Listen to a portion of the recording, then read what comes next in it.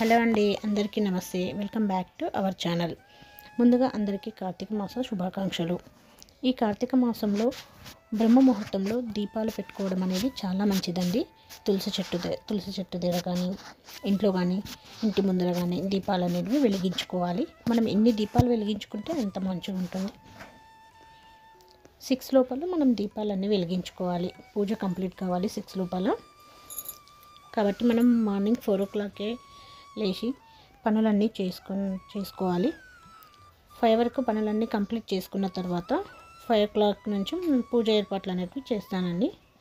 బయట ఫస్ట్ తులసి చెట్టు దగ్గర దీపాలు ముట్టించుకున్న తర్వాత ఇంట్లో వచ్చి దేవుని రూమ్లో దీపాలు వెలిగించుకుంటాను. 5:30 4:45 వరకు దీపాలు పెట్టుకోవడం కంప్లీట్ అయిపోతుంది. 6 తర్వాత మనం వంటగదిలోకి వచ్చి మన డైలీ రొటీన్ అనేది స్టార్ట్ అవుతుంది.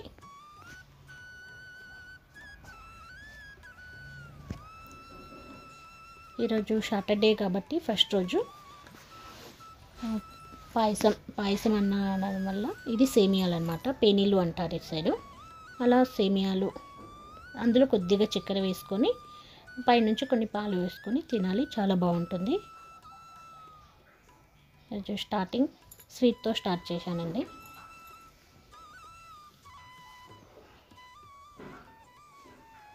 ఆ తర్వాత వంటలోకి మధ్యాహ్నం లంచ్లోకి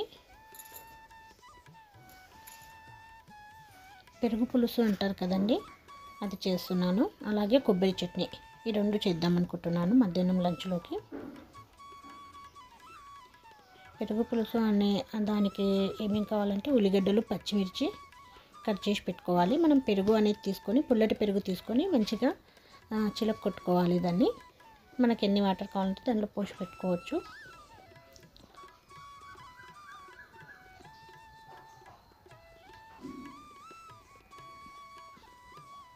ఆ తర్వాత మనం పోపు వేసుకోవాలి. ఆయిల్ వేసుకున్న తర్వాత ఆవాలు, జీలకర్ర అవి వేసుకున్న తర్వాత పచ్చిమిర్చి, ఉల్లిగడ్డ, కరివేపాకు వేసుకోవాలి. అవి కొద్దిగా మగ్గిన తర్వాత అల్లం వెల్లిపాయ పేస్ట్, పసుపు, కొద్దిగా ఉప్పు వేసుకొని కొద్దిగా మగ్గనివ్వాలి ఆయిల్లోనే. ఇవి కొద్దిగా మగ్గిన తర్వాత కొద్దిసేపు మనం క్యాప్ పెట్టేసేయాలి, దానిపైన మూకట పెట్టేసేయాలి.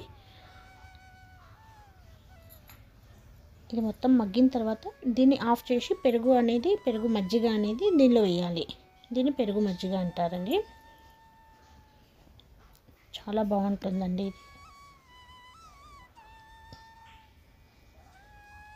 ఇది మొత్తం మగ్గిపోయిందండి. ఇప్పుడు మనం స్టవ్ ఆఫ్ చేసి కిందికి దించి పెరుగు మజ్జిగ అనేది వేసుకోవాలి. ఒకవేళ చిక్కగా అవుతుందంటే కొద్దిగా వాటర్ కూడా వేసుకోవచ్చు.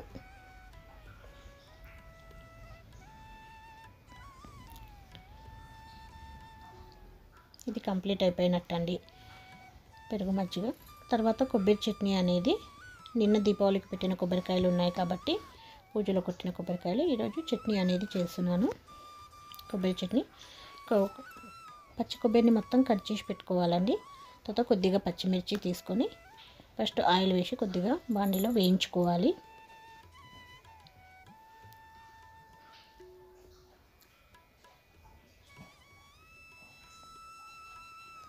అలా వేయించుకున్న తర్వాత ఇవి పక్కకు తీసి కొబ్బరి అనేది కూడా కొద్దిగా తేమగా అవి చెమ్మగా ఉంటాయి కదండి. కొద్దిగా మనం అవి వాటర్ ఉంటాయి. అవి కొద్దిగా వాటర్ వెళ్ళే వరకు ఆయిల్లో వేసి వేయించుకోవాలి. ఆయిల్ అంటూ మనం పైన మళ్ళీ వేయక్కర్లేదండి. మనం ఇంతకుముందు పచ్చిమిర్చి వేసుకున్నప్పుడు కొద్దిగా ఆయిల్ ఉంటుంది కదండి, ఆ వేడికి వాటర్ చెమ్మ అనేది వెళ్ళిపోతుంది. కొద్దిగా ఇది ఫ్రై చేసినట్టు చేసి ఆ తర్వాత చల్లారిన తర్వాత మిక్సీలో పచ్చిమిర్చి,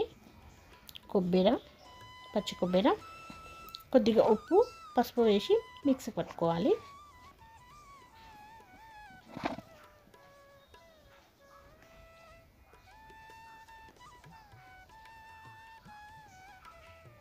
పసుపు అనేది ఇందులో వేయలేదండి, నేను పోపులోనే వేసాను, మర్చిపోయాను. అంటే పోపులోనే వేయాలి, నేను మర్చిపోయి చెప్పాను ఇందులో వేయాలని.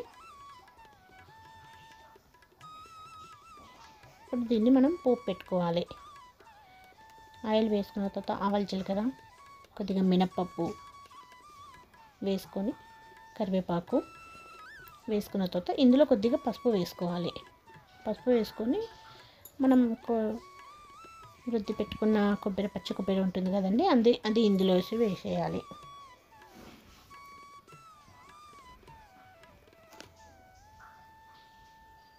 ఇలా కొద్దిగా వేగాక ఆ తర్వాత కొబ్బరి చట్నీ అనేది ఇందులో వేయాలి.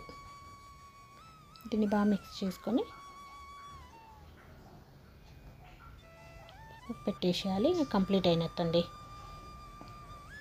ఇప్పటికైతే పెరుగు పులుసు, కొబ్బరి చట్నీ 2 కంప్లీట్ అయిపోయాయండి. మిగతా పనులు చూసుకోవాలి. మధ్యాహ్నం వేడివేడిగా అన్నం వండుకోవాలి. అప్పటి వరకు ఇవి సర్వ్ చేసుకోవాలి.